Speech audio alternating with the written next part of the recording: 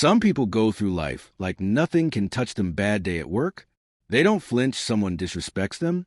They don't even blink, life throws them curveballs, and they just keep walking like it's no big deal. Meanwhile, most of U.S. get thrown off by the smallest things, a weird text, someone cutting U.S. off in traffic, or a random comment online. And suddenly we're in a bad mood, overthinking everything. It feels like we have no control over how we feel. But here's the truth: you do have control, you just haven't been taught how to use it. The people who stay calm and unbothered, they've learned something powerful. Something the ancient Stoics understood a long time ago. When you stop letting the outside world decide how you feel inside, you become free, you become strong, you become untouchable. And that's what this video is about: how to stop caring about things that don't deserve your energy, how to stop reacting, and start living with real peace.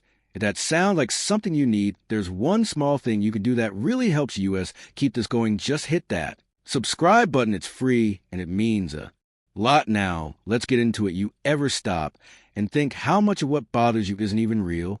Not in the way you think, at least. You're not reacting to the world, you're reacting to what you think the world means. A look, a tone, a delay in someone's response. It's not the event itself that hurts, it's the story you attach to it.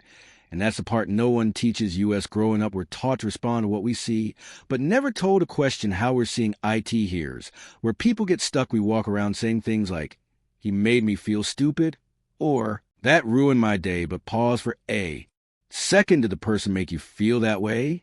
Or did you assign meaning to their words and let that meaning run wild inside your head? The ancient Stoics said it plainly. It's not things that upset us, but our judgments about those things. That wasn't just philosophy. It was psychology, centuries before psychology had a name. Let's say you're at the gym, someone glances at you and frowns. Instantly your brain kicks in. Are they judging me? Is it how I look? Am I doing something wrong? But maybe they're just having a bad day. Maybe they weren't even looking at you. And yet within seconds you've launched into a full mental spiral over a guess, a story, a narrative you built out of thin air. Carl Jung once said, until you make the unconscious conscious, it will direct your life and you will call it fate. That's exactly what's happening here. You're not responding to truth, you're responding to projection.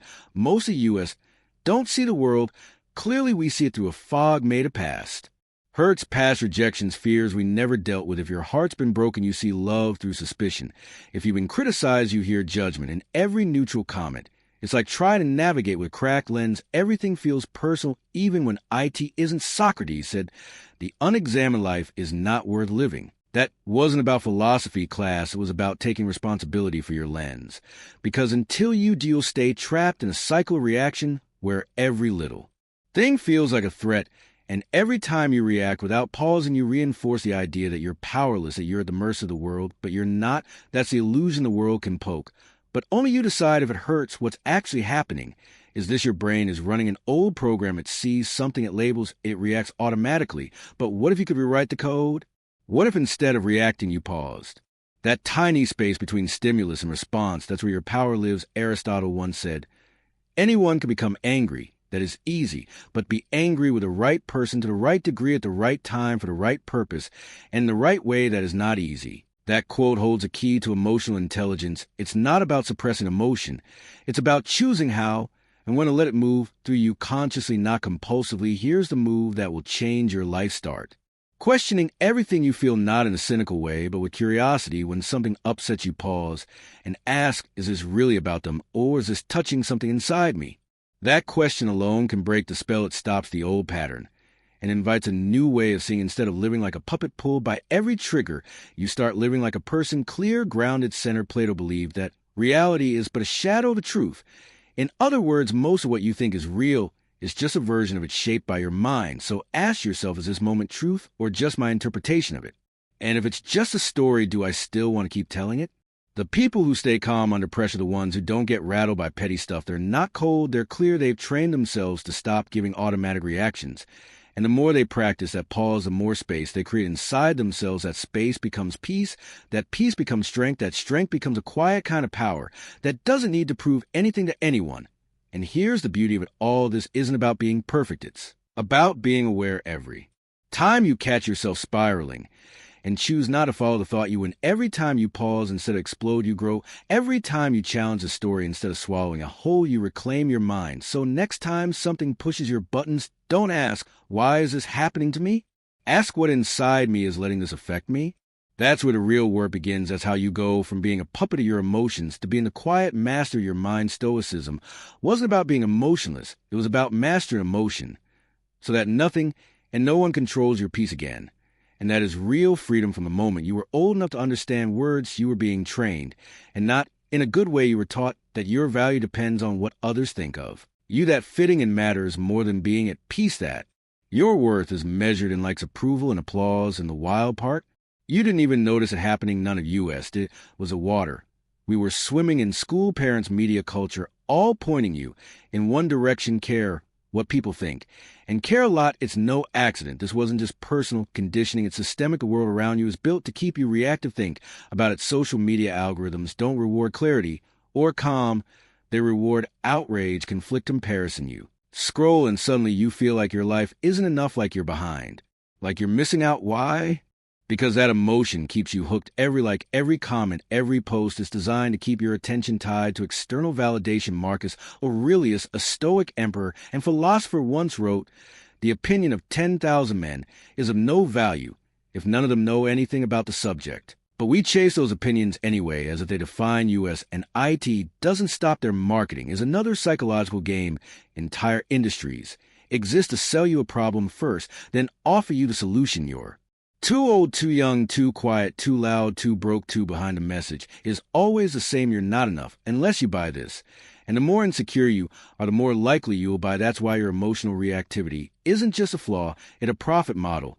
The more easily you're triggered, the more predictable and profitable you become. Carl Jung nailed it when he said, "People do anything, no matter how absurd, to avoid facing their own souls." And what better distraction from your soul than being constantly pulled by other people's drama, opinions, or expectations? If you're always reacting, you never get still enough to hear your own thoughts. You never ask yourself, what do I actually want? What actually matters to me? Now let's talk about relationships, because some of the people closest to you maybe even unknowingly feed off your emotional reactions. Toxic dynamics thrive when you explode, panic, or doubt yourself. They depend on it. If they know how to push your buttons, they know how to control you. And that's the uncomfortable truth. The more emotionally reactive you are, the easier you are to manipulate. The moment someone learns what sets you off, they've got you on a leash. Plato once warned us, the measure of a man is what he does with power. But the question you need to ask is, who actually has power over you? Now, picture this. Picture a giant control panel strapped to your chest. Every button is labeled insecurity, anger, fear, jealousy, guilt. And everyone around you knows exactly which one to press. Someone hits the insecurity button, and boom, you're spiraling. Someone taps anger, and suddenly you're shouting. That's how most people live, exposed, vulnerable, easy to provoke.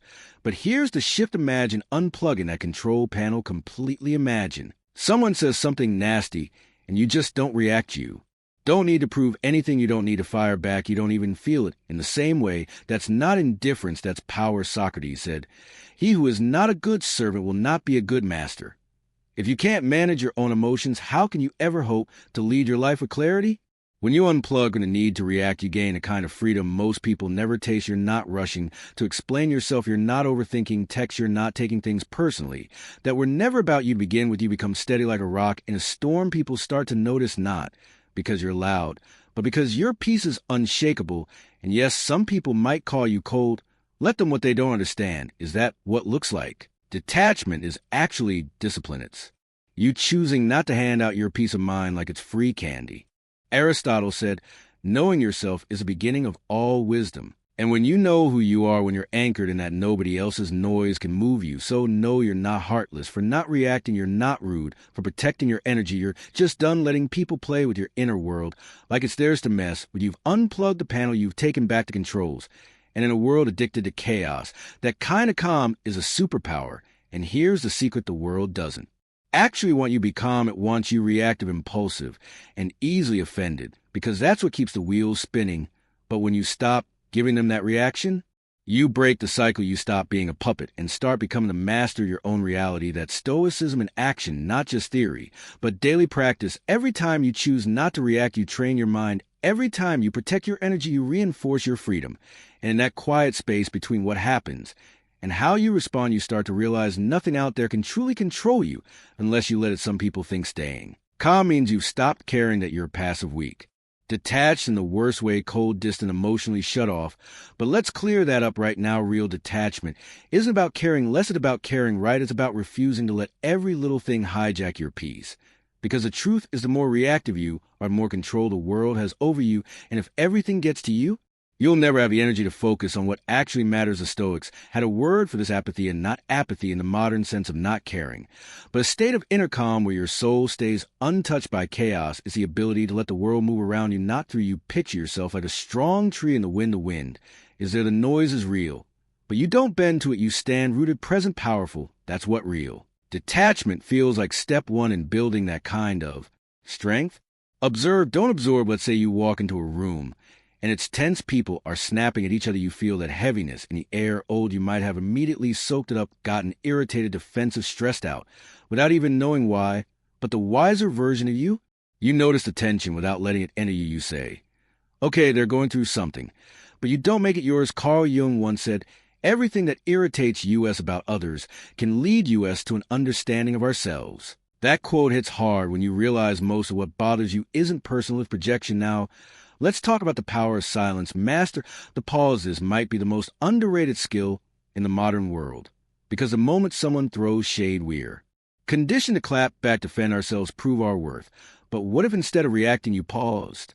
Just a breath, a beat. You hold the silence, not because you're afraid, but because you're in control. That space between what they say and what you do next, that's where all your power lives. Marcus Aurelius said it best. If you are distressed by anything external, the pain is not due to the thing itself, but to your estimate of it. And this you have the power to revoke at any moment. That pause is your power to revoke. And here's where things really shift. Star the drama, because drama feeds on your attention. Gossip, it only spreads when people bite, debate, arguments. They only explode when both sides keep lighting the fuse. Toxic people, they thrive off your reaction. But when you stop giving them that energy, when you stop feeding the beast, it starves. And eventually, it dies. Aristotle once said, to avoid criticism, say nothing, do nothing, be nothing. But here's the twist. It's not about silence for approval. It's about silence for strength. You're not avoiding conflict. You're refusing to participate in nonsense. Now, let's be honest. This isn't easy, especially in a world that rewards emotional reactions. The louder, the angrier, the more dramatic you are, the more attention you get. But that kind of attention, it's empty. It's a sugar rush. Fleeting. The people who are actually strong, they're the quiet ones, the ones who aren't ruled by every opinion, insult, or minor setback. Socrates taught that self-control is a foundation of wisdom. He wasn't wrong. When you control your reactions, you're not just avoiding problems. You're building depth, character, substance. So no, being unbothered doesn't mean you're cold or distant. It means you've grown. It means you've reached a place where you